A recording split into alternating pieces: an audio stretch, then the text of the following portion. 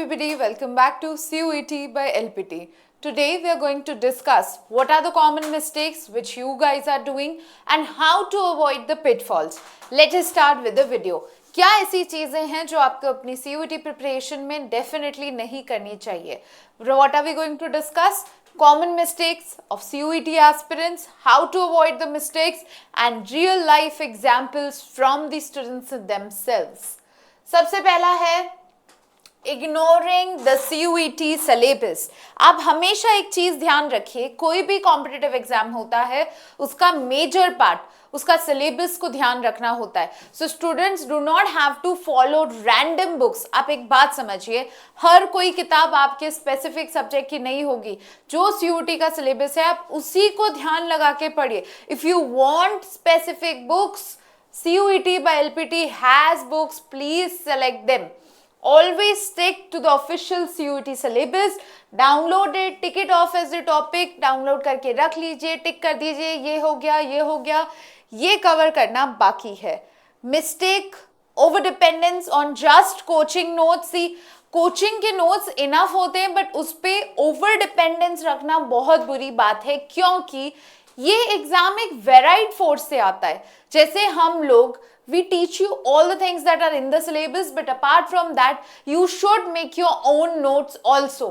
हर बारी एक टीचर इतना टॉपिक पढ़ाएगा, आप उसको वेरिड फॉर्म में कैसे पढ़ सकते हो उसका ध्यान रखना आपका बहुत बड़ा वो है. How can you avoid it? Practice through past year questions. Of course जो मैंने कराया है वो है, बट पास्ट ईयर भी तो एक पार्ट है. मॉक टेस्ट दीजिए, एनसीईआरटीज के कॉन्सेप्ट को आप क्लियरली फॉलो कीजिए.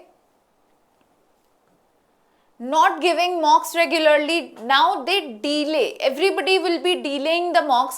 अभी तो पहले पढ़ लेते हैं फिर मॉक देंगे. कुछ आता ही नहीं है, मॉक देने का क्या फायदा? जो नहीं आ रहा है वो क्वेश्चंस भी तो प्रैक्टिस हो रहे हैं.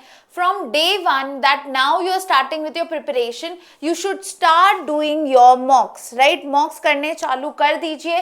प्लस सिर्फ मॉक करना काफी नहीं है, मॉक को एनालाइज करिए, मिस्टेक्स को संभालिए. कौन से क्वेश्चन में हमेशा गलती होती है, कौन से टॉपिक, कौन से टाइप ऑफ क्वेश्चन में गलती होती है, उसको निकाल के उसको ज्यादा प्रैक्टिस करेंगे तो बेनिफिट उससे ट्रिपल होगा.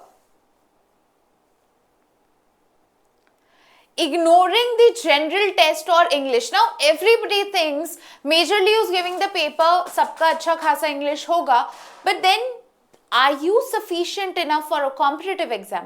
क्या आपकी इंग्लिश इतनी अच्छी है कि आप कॉम्पिटिटिव एग्जाम में अच्छे से नंबर ला सकें? अगर हाँ तो एक बार ही मॉक टेस्ट देके देखिए और क्या स्कोर आता है. पास्ट ईयर पेपर देके देखिए क्या स्कोर आता है, right? Focus on domain subject. English GT can be scoring. Practice comprehension, logic, vocab daily. Vocab के लिए आप न्यूज़पेपर पढ़ सकते हैं, लॉजिक के लिए आप एडिटोरियल्स पढ़ सकते हैं. एक ही सोर्स में से बहुत सारी चीजें आपकी प्रैक्टिस हो जाएगी. ये कुछ कॉमन मिस्टेक्स है जो सच में स्टूडेंट्स करते हैं and you should definitely avoid the pitfalls. फिर है पुअर टाइम मैनेजमेंट. कोई रूटीन नहीं है, मल्टीटास्किंग नहीं हो पाती है. जैसे अगर 12th का भी कुछ हो गया, जैसे mostly people have been done with their exams, तो कुछ भी हो गया. अगर AR कर रहे हो तो पूरे दिन AR नहीं करना है, CR भी प्रैक्टिस करो, GK भी पढ़ लो, इंग्लिश भी पढ़ लो.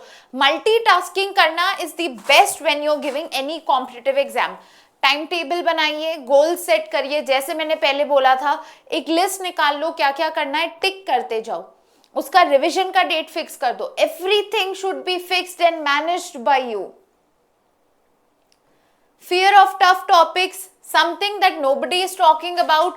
बहुत सारे ऐसे टॉपिक होते हैं जिन्हें आप टच भी नहीं करते, thinking that oh it's so difficult, I won't be able to complete this in 10 to 15 days और accuracy अच्छी नहीं आएगी. What if a question comes from that?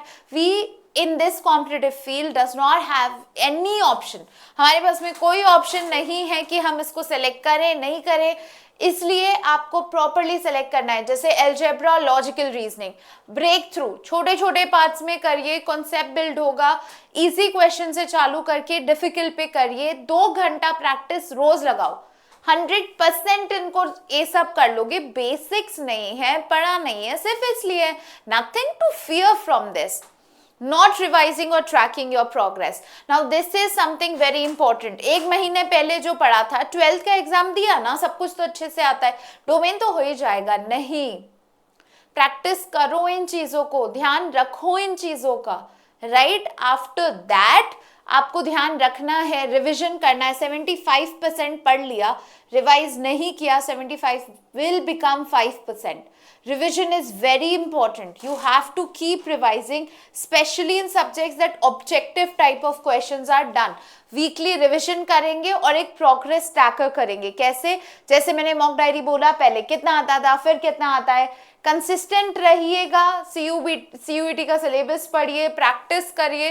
Reading से ज़्यादा प्रैक्टिस काम आएगा क्योंकि इसमें प्रैक्टिकल बेस्ड सब्जेक्ट्स भी बहुत सारे हैं. Apart from that, track practice, earn your performance weekly. Like, share and comment. If you want more such videos, please comment down, we'll reply. And let's crack CUET together. See you back in another video. Keep watching.